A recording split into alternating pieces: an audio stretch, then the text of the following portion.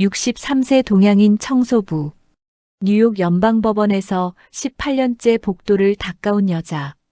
그 여자가 법정 한가운데 서던 날 판사가 안경을 벗었다. 이 영상이 좋으셨다면 구독과 좋아요 부탁드립니다. 새벽 4시 50분. 뉴욕 연방법원 청사 지하 주차장에 낡은 버스가 한 대 선다. 김술래는 항상 제일 먼저 내린다. 62kg짜리 청소 카트를 끌고 엘리베이터를 타는 동안 그녀는 아무 말도 하지 않는다. 17층 버튼을 누르고 거울에 비친 자신을 본다. 흰 머리카락이 귀 밑까지 내려왔다. 눈 밑에 그늘이 짙다. 63세. 17층은 연방법원 형사재판부다.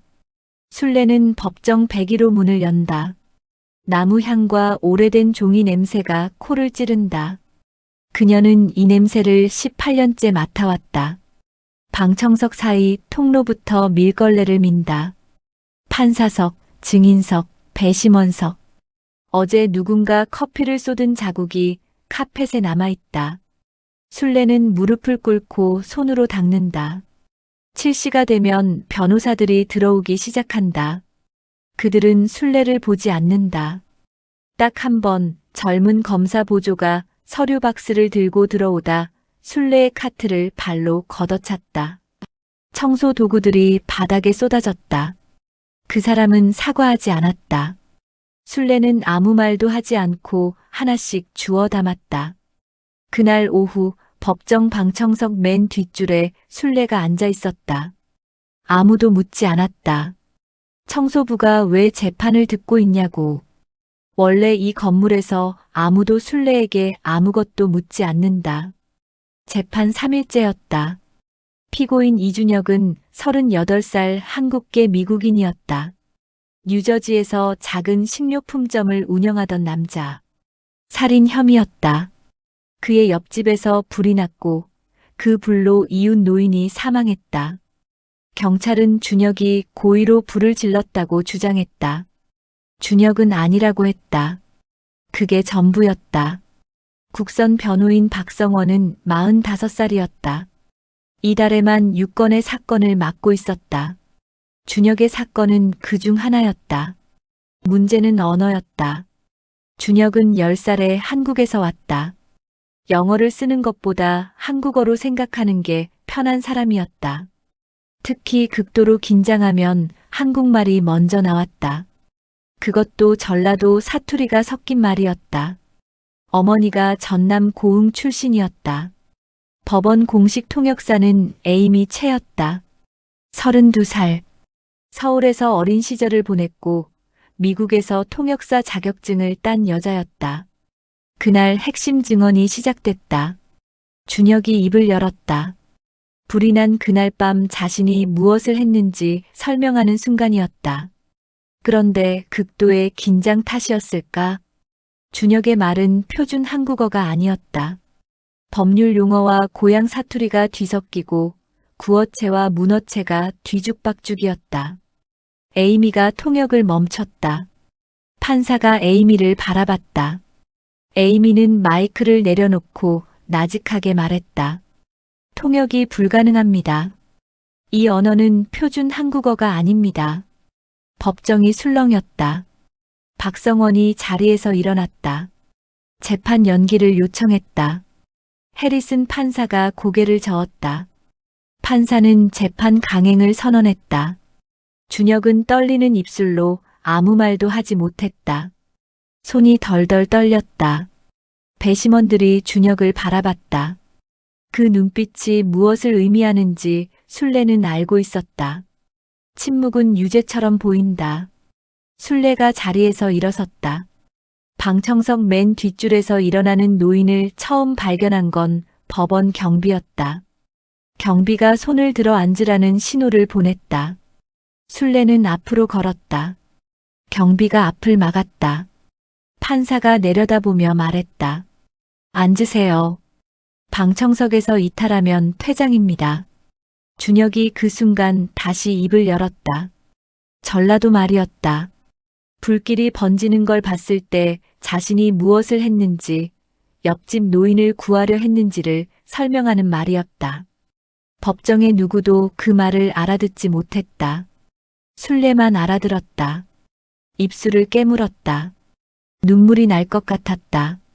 18년 동안 이 법정에서 청소를 하며 수백 번의 재판을 방청했다. 무고한 사람이 말 한마디 못해서 무너지는 것도 봤다. 그때마다 술래는 아무것도 하지 않았다. 그게 자신의 자리가 아니라는 걸 알고 있었기 때문이었다. 그런데 오늘은 달랐다. 박성원이 마지막 선택으로 뒤를 돌아봤다. 그리고 술래를 봤다. 청소부 아주머니가 두 눈을 빛내고 서 있었다. 박성원이 물었다. 방금 뭐라고 했는지 알아들었습니까? 술래가 고개를 끄덕였다. 박성원이 판사를 향해 말했다.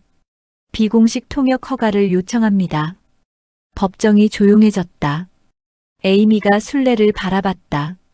청소부 유니폼을 입은 63세 동양인 여자. 에이미의 입술이 비틀렸다. 해리슨 판사가 안경 너머로 술래를 내려다봤다. 5초의 침묵이 흘렀다. 판사가 말했다.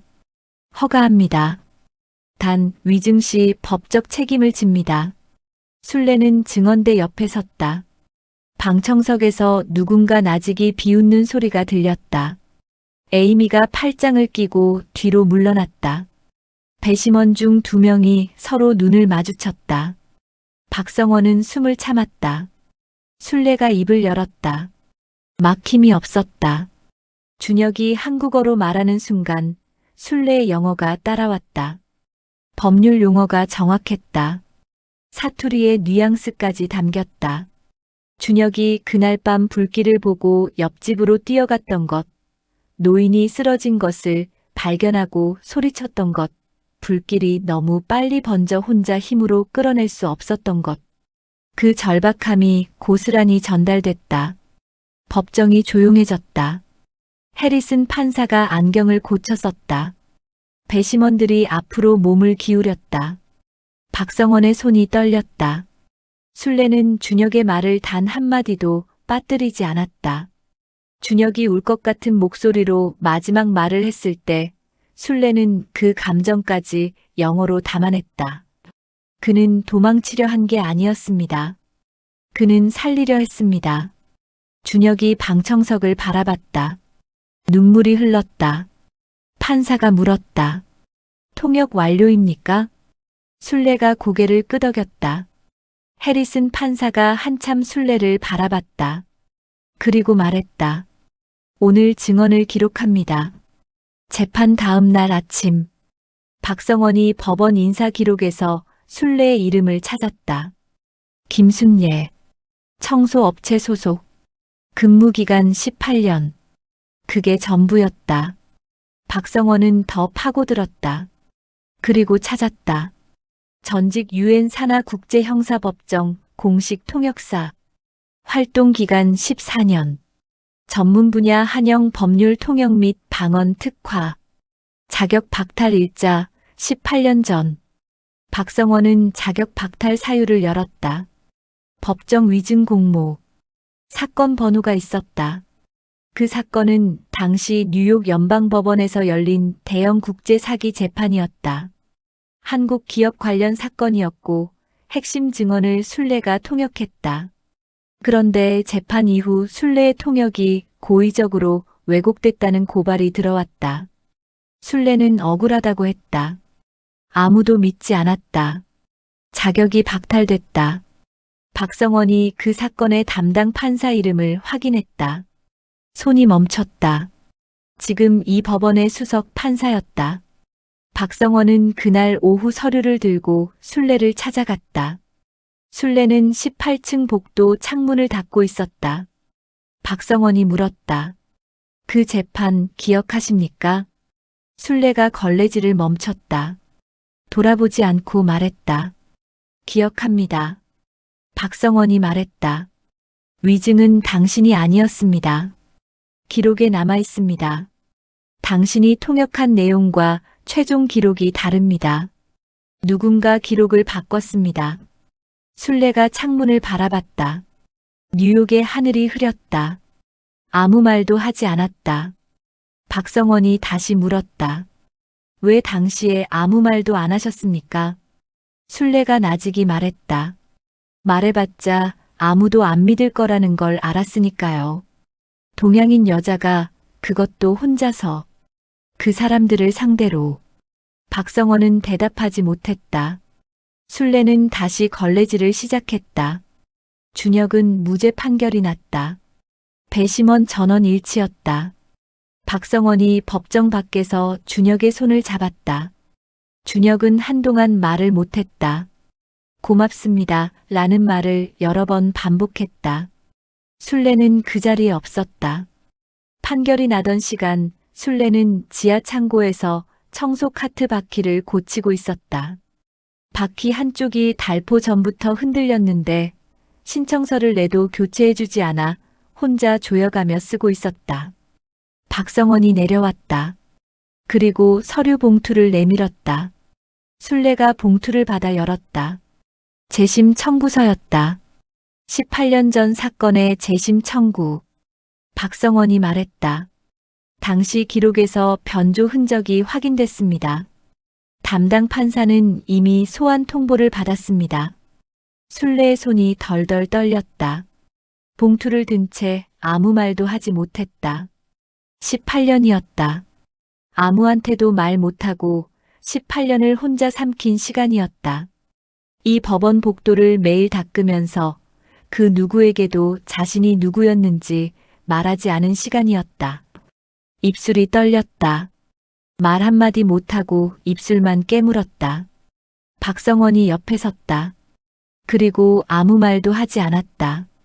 그때 엘리베이터 문이 열렸다. 에이미였다. 에이미는 술래를 보고 잠시 멈췄다.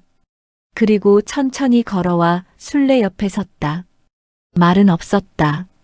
창고 형광등이 윙윙거렸다.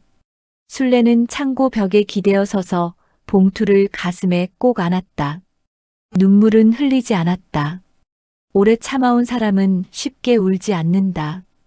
그냥 서 있었다. 18년 만에 처음으로 제자리에 서 있었다. 영상 끝까지 봐주셔서 감사합니다. 이 이야기가 마음에 남으셨다면 구독과 좋아요 부탁드립니다. 다음 이야기로 곧 찾아오겠습니다.